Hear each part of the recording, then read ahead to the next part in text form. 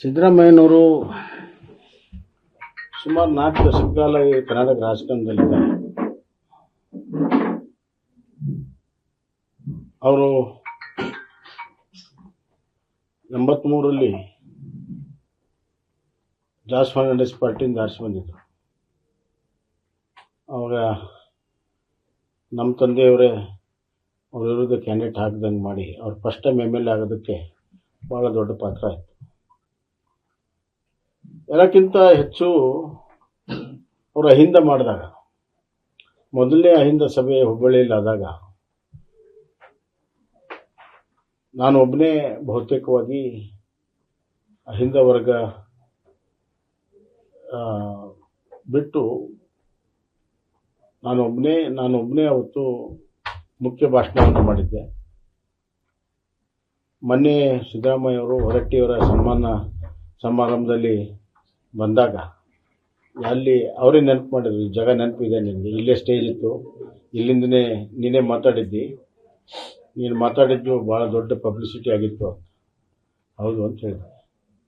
ನೀನು ಬಂದಿದ್ದು ನಮಗೆ ಆನೆ ಬಲ ಬಂದಂಗೆ ಬಂತವತ್ತು.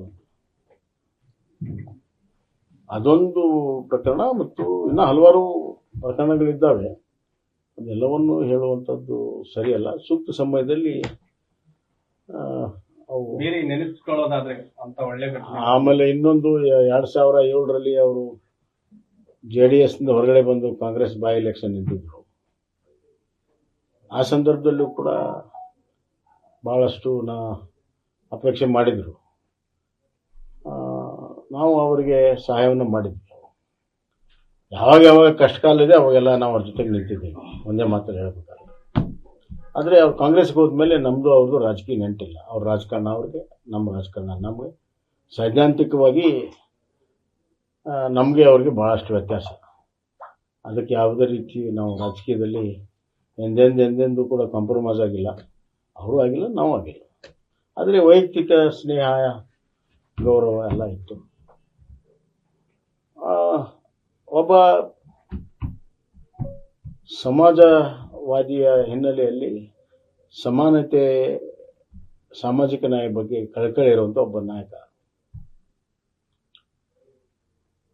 ಇವತ್ತು ಅವ್ರನ್ನ ತೆಗೆಯೋ ಮುಖಾಂತರ ವಿಶೇಷವಾಗಿ ಹಿಂದುಳಿದ ವರ್ಗದ ಒಂದು ನಾಯಕತ್ವಕ್ಕೆ ಕೊಡಲೇಪಟ್ಟನ್ನು ಕಾಂಗ್ರೆಸ್ನವ್ರು ಕೊಟ್ಟಿದ್ದಾರೆ. ಇನ್ನಷ್ಟು ಹೆಚ್ಚಿನ ಮಾಹಿತಿಗಾಗಿ ಫಾಲೋ ಮಾಡಿ ಬ್ರಿಗೇಡ್ ನ್ಯೂಸ್ ಕನ್ನಡ.